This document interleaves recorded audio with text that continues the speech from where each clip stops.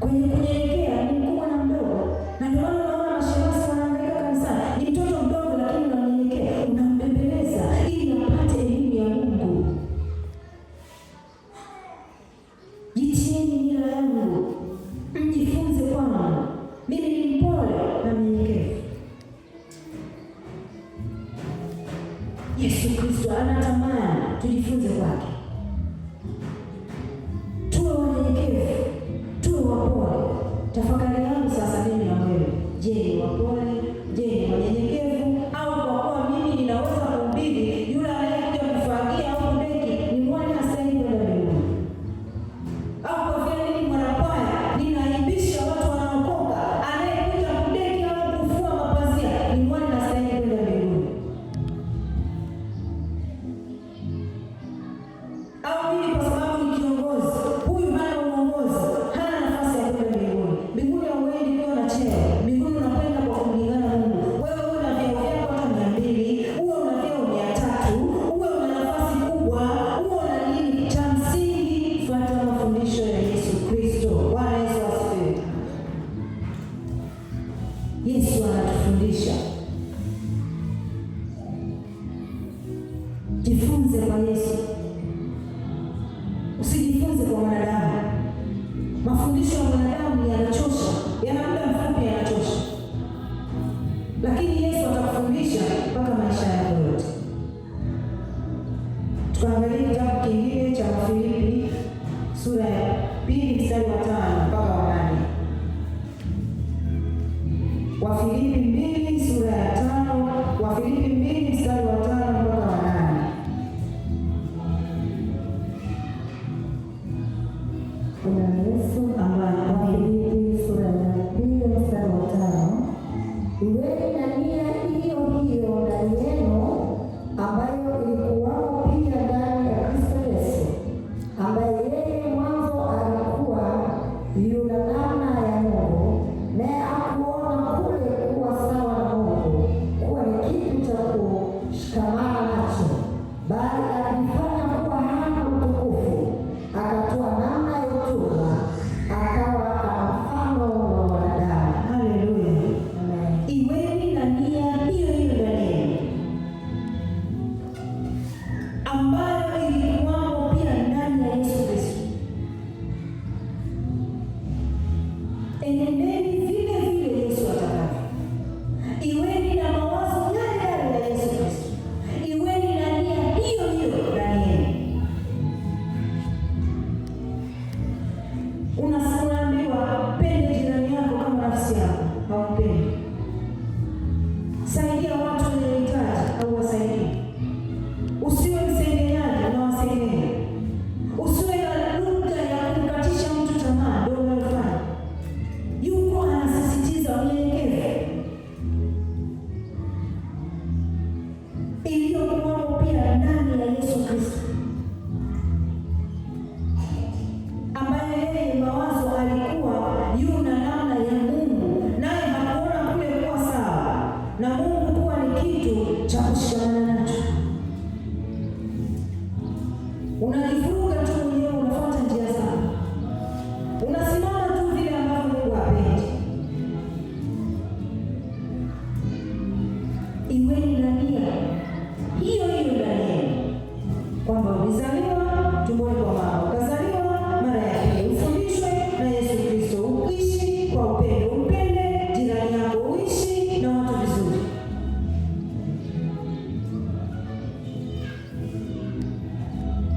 Yesu alitufundisha unyenyekevu. Kipengele cha unyenyekevu kinatushinda. Tutanyenyekeana tu hapa hapa kwenye mazingira haya. Utakutana na mtu kwa barabarani, utachanganyikiwa. Yaani namna alivyo huku tumeambiwa iweni na nia hiyo hiyo iliyoko ndani yenu. Yaani upendo huu tunao hapa kanisani.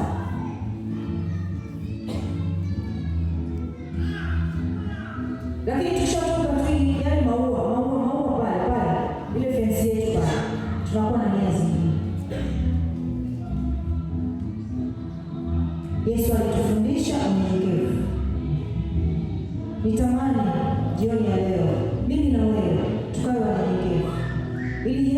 aendelee kutufundisha. Na unapotii sauti ya Mungu, Mungu anakupa vitu vingi. Mungu anakusemesha. Wewe nyenyekea tu madhabahuni pake. Yesu ana namna ya kukufundisha. Yesu ana namna ya kukupa lugha. Ana namna ya kukuambia. Ana namna ya kukusemesha. Na ndio maana akatupa Roho Mtakatifu. Ni ajabu sana kushangaa mtu anaweza aseme Roho Mtakatifu hamuelewi kazi yake ni nini. Roho Mtakatifu ni kukusaidia wewe. Yeye kazi yake kupeleka ripoti, kurudisha, kukusaidia wewe. Yaani pale unapotaka kutindikiwa, yeye anaingilia kati. Kwa sababu Mungu hawezi kushuka, Mungu ana watu wake. Amekupa malaika, amekupa na Roho Mtakatifu. Mungu ana watu wengi, kwa Mungu ana watendakazi ambao wanashuka kwako. Roho Mtakatifu mtu wako wa ndani. Utazungumza naye wewe. Unaweza kabisa ukaambiwa leo usifanye hivi, fanya hivi, usifanye hivi, fanya hivi. Lakini sasa hatusikilizi sauti ya Mungu. Yaani ile sauti unayosikia ndio Roho Mtakatifu anakusemesha. Usifikiri utakutana naye njiani hivi. Roho Mtakatifu ni kama sauti unayokusikia. Anaweza kuona kukana, usifanye hivi, fanya hivi. Au anakuambia kabisa leo unatamani uende ibada. Kwa hiyo wewe unasubiri muda wa kwenda ibada. Mimi leo nilipewa sauti. Na kamefika, kametimia. Mimi leo nilijua nitasimama madhabahuni. Lakini kabla sijaambiwa, mimi nilijua nitasimama.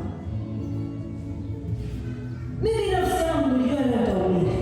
Lakini nilikuwa bado sijaambiwa.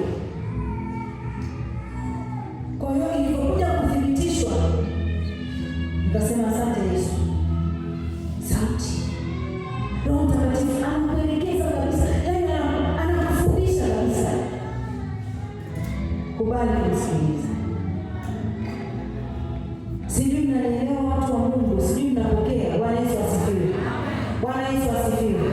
Yaani natamani uwe na shauku ya kufundishwa na Yesu Kristo. Kipengele changu cha pili nikasema Yesu alitufundisha upendo. Tumetoka kwenye unyenyekevu, sasa tuende kwenye upendo. Injili ya Yohana mtumishi wa Mungu sura ya 13 mstari wa 34 mpaka 35. Yesu alitufundisha upendo.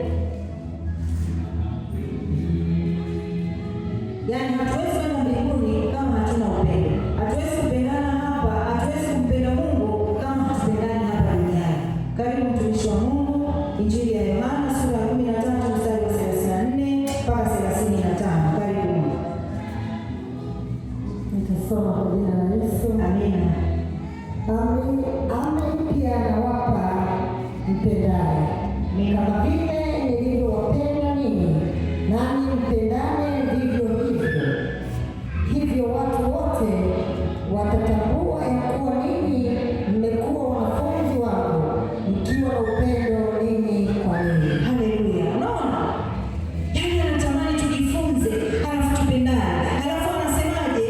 Ninyi, yaani hivyo watu wote watatambua ya kuwa ninyi mmekuwa wanafunzi wangu. Unajisikia kuwa mwanafunzi bora? Bwana Yesu asifiwe. Unajisikia kuwa mwanafunzi bora? Amri hii ninawapa, mpendane, mpya kabisa. Halafu mstari wa 35 anasema hivyo watu wote watatambua ya kuwa ninyi mmekuwa wanafunzi wangu, mkiwa na upendo wa ninyi kwa ninyi. Ni wapi siri moja watu wa Mungu? Kanisa letu lina upendo. Ipigieni makofi.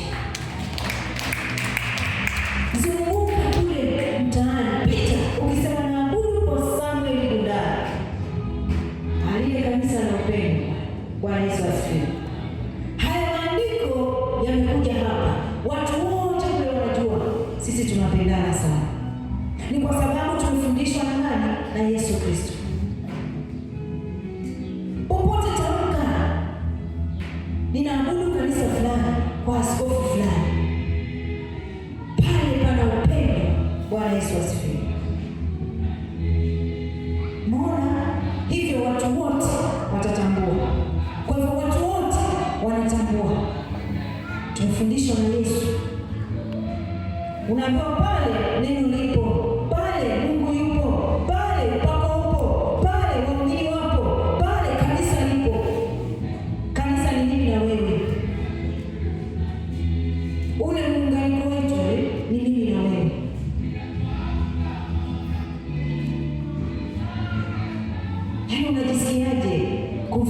huyu Yesu? Ama unajisikiaje kumfurahisha mzazi wako? Yaani hivyo watu wote, yaani mstari ni mzuri, watatambua ya kuwa ninyi mmekuwa wanafunzi wangu.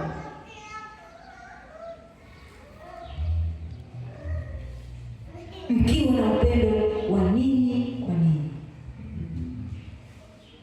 Jinsi ya kufundishwa na Yesu. Uwe mnyenyekevu, uwe na upendo.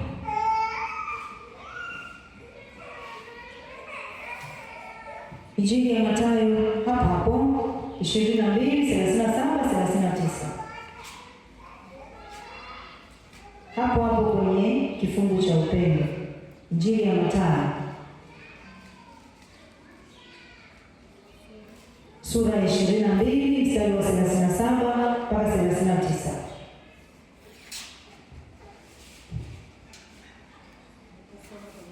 Amina.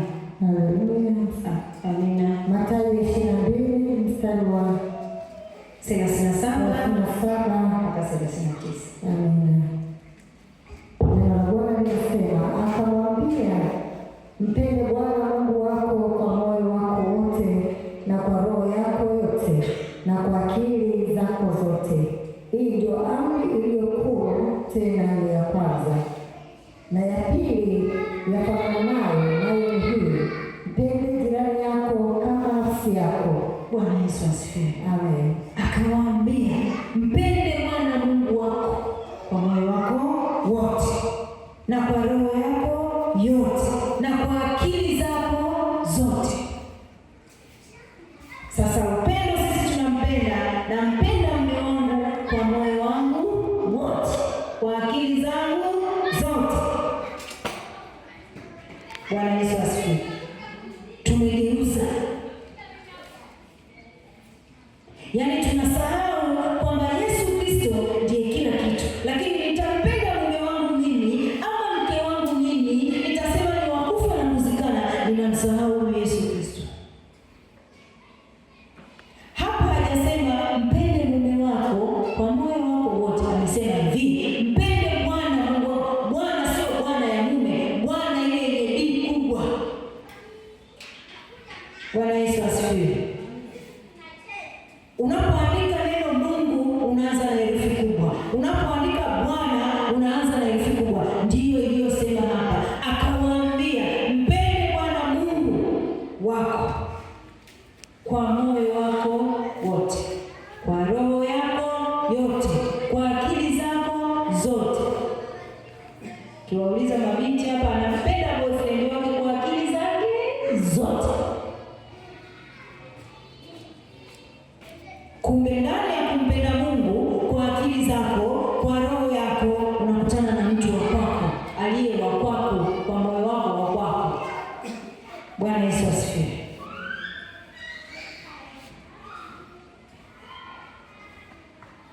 Tunampenda Mungu kwa akili zetu, tunampenda Mungu wakati wa matatizo, tunampenda Mungu wakati wa furaha, tunampenda Mungu wakati gani?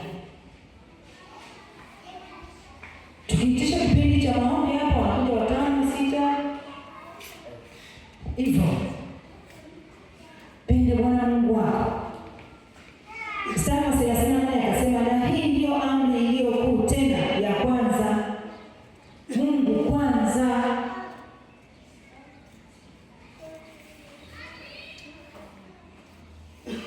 Mungu kwanza, amri ya kwanza tena iliyo kuu, mpende Bwana Mungu wako.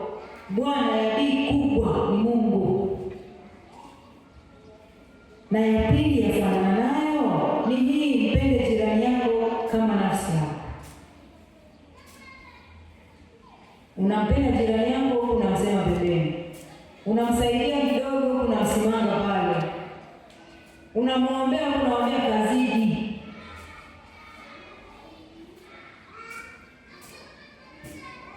Unaenda kusema naye, anakueleza kutoka hapo umepata nani, kodi. Wazungu wanasema si kodi, unakuwa unazunguka naye. Pende